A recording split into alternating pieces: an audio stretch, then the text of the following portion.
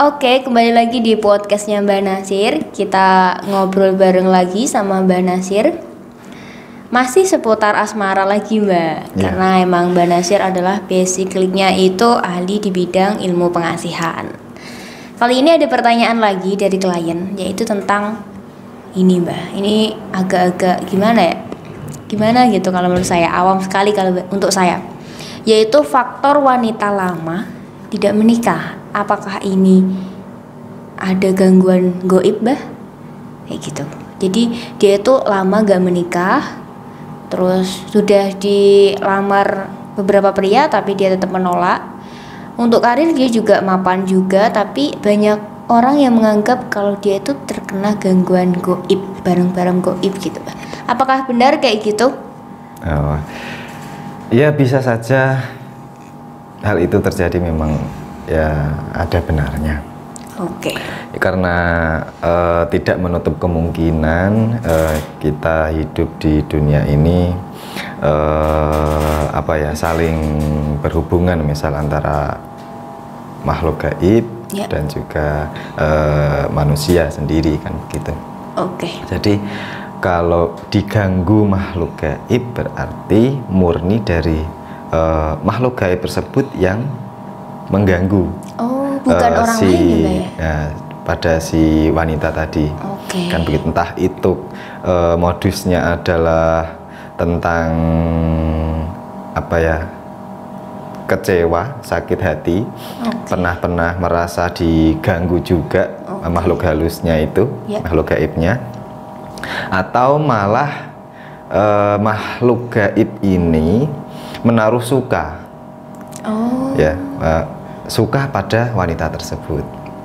Gitu. Begitu. Nah, terus kemudian kalau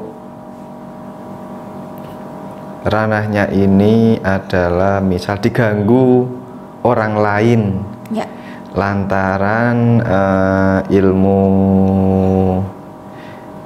hitam misal, diganggu.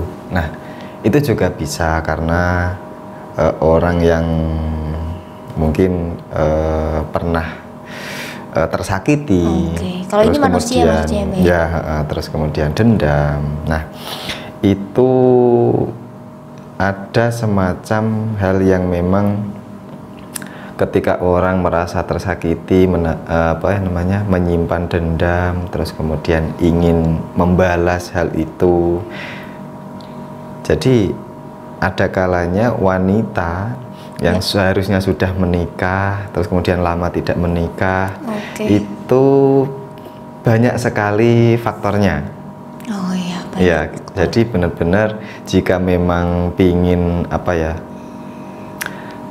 mendapatkan jalan keluar, ya harus bersungguh-sungguh mencari tahu ini itu dari mana, terus kemudian kira-kira itu permasalahannya itu di mana.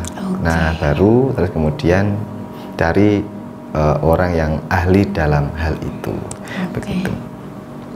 Ya, berarti kalau semisal ini yang pertama ya, berarti yang pertama kan adalah bisa jadi yang melakukan itu jinnya sendiri atau setannya sendiri gitu kan. Iya. Tapi makhluk gaib lah. Iya, makhluk gaib. Tapi benar-benar ada ya Mbak, maksudnya jin itu menyukai manusia gitu, mencintai wanita kayak gitu, emang benar-benar ada ya? Menaruh suka itu begini, karena mereka kan tahu beda alam. Mereka tahu beda alam. Menaruh suka itu tidak harus terus kemudian menjadi suami istri atau pasangan, begitu enggak. Ada yang seperti itu, ada, tapi sangat kecil kemungkinannya, karena ya beda alam seperti itu. Banyak cerita, banyak pengalaman saya yang saya ketahui sendiri itu malah hanya sekedar mungkin dari cara tertawa. Cara tertawa, maksudnya misal, wanita ini contoh, tertawa ini. Kamu punya ciri khas tertawa. Nah, terus kemudian ada makhluk gaib, entah itu dari golongan jin, yang suka dengan hal itu. Jadi jin tadi akan sangat bahagia ketika mendengar kamu sedang tertawa. Jadi dia sesering mungkin itu bersama di dekat kamu atau ada di dekat kamu, gitu. Dan dia tidak ingin diganggu, apa ya, kesenangannya tadi. Gitu. Jadi bisa saja yang dilakukan adalah ketika kamu nanti itu mendapatkan seorang suami, yang mana seorang suami mungkin itu bisa memimpin dia, membuat dia itu semakin apa ya, keimanan dia, ketakwaan dia, ya. Jadi kan dia sangat apa ya, terbatasi. Jadi dia nggak suka hal yang seperti itu. Jadi ya dia punya apa ya, keinginan, terus kemudian dilakukan, terus menjadi hal yang seperti itu. Nah, itu yang apa ya, yang pernah saya alami. Maksudnya saya punya pengalaman pada seseorang yang kasusnya itu seperti itu. Jadi tidak terus kemudian menjadi pasangan, gitu enggak? Gitu. Tapi banyak aja. Ini ya bisa jadi enggak Mbah, kalau semisal jin ini berani sampai apa ya, mohon maaf, menyetubuhi dari wanita itu. Kadang kan saya pernah itu baca berita, tiba-tiba dia nggak punya pasangan, tapi dia ini sering terjadi mimpi basah kayak gitu. Apakah ini kemungkinan jin juga melakukan seperti itu dengan manusia atau seperti apa?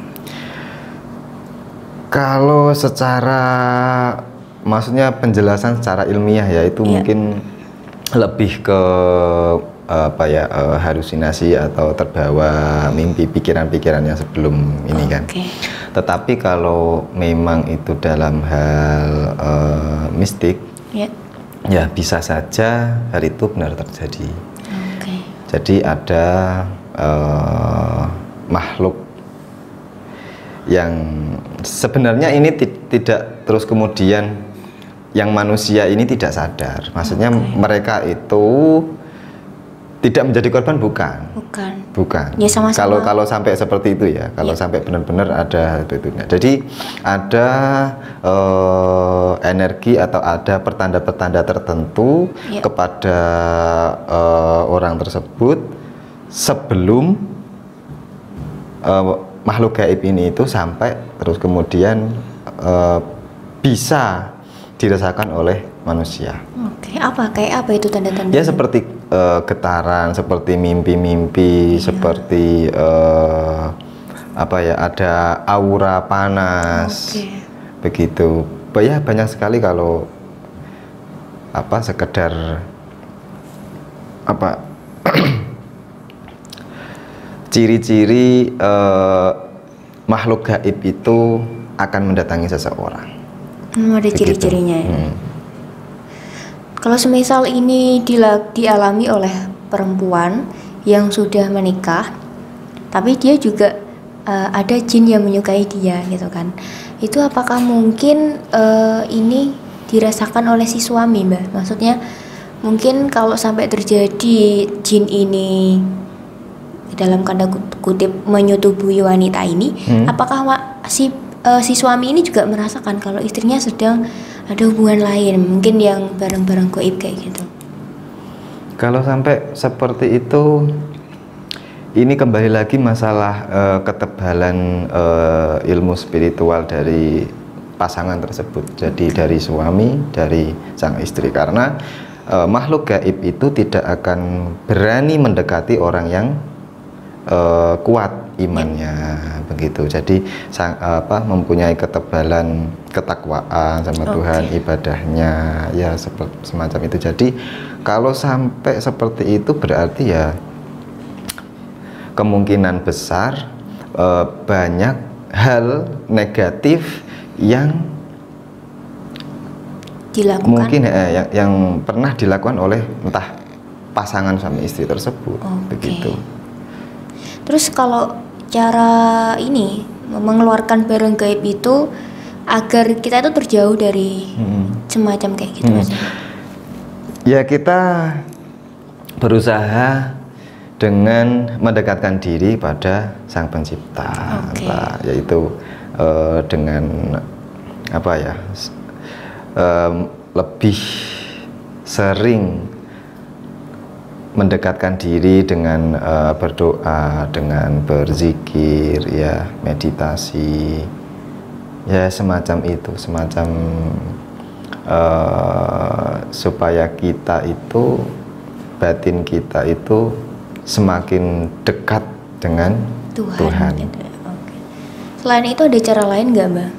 Karena kan mungkin butuh waktu yang lama ya untuk dia bisa membersihkan dirinya kayak gitu. Ada cara yang lain untuk menangani masalah kayak gitu? Mungkin di bidang spiritual atau apa? Gitu. Ya kalau di ranah spiritualis biasanya kalau misal ya, dia menjadi klien pada seorang spiritualis, kalau di layanan saya saja misal, itu saya akan sangat menyarankan untuk diruat. Ya, diruat itu kalau saya bisa dengan mandi kembang, mandi kembang tersebut untuk menetralkan semua energi negatif begitu. Kalau memang itu sangat parah, misal saya lihat itu kasusnya sangat parah, ya saya harus meluangkan waktu untuk mengajak dia ke pantai atau laut begitu. Ya karena di situ area atau di laut itu sangat bagus untuk membuang hal-hal negatif, aura-aura negatif begitu. Saya baru tahu ini lah ya. Pernah mengalami klien kayak gitu nggak, Mbak? Yang sampai seperti apa? Yang dia disukai dan dicintai jin gitu, hingga jinnya nggak mau keluar. Yang dirasakan iya seperti itu ada, kasus seperti itu ada. Terus kemudian ya yang saya sarankan ya harus ke laut untuk mandi dan terus kemudian mengamalkan yang saya ajarkan untuk ritual ketika mandi tersebut supaya semua energi, semua pikiran, semua yang apa yang dia rasakan pada dia yang negatif itu hilang begitu.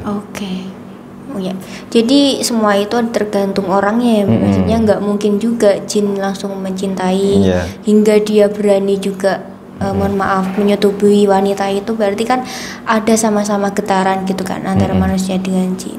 Ya salah satunya seperti yang dikatakan sama Mbak Nasir tadi, pembersihan diri gitu ya, bisa melalui spiritual atau lahiriah atau batiniah gitu. Mungkin itu aja Mbak untuk segmen ini tentang permasalahan faktor wanita yang lama tidak menikah. Apakah itu ada gangguan gaib tadi ya? Sudah terjawab oleh Mbak Nasir. Terima kasih untuk waktunya Mbak Nasir. Semoga apa yang kita bicarakan dengan Mbak Nasir bermanfaat untuk semuanya. Terima kasih Mbak Nasir. Iya, sama-sama.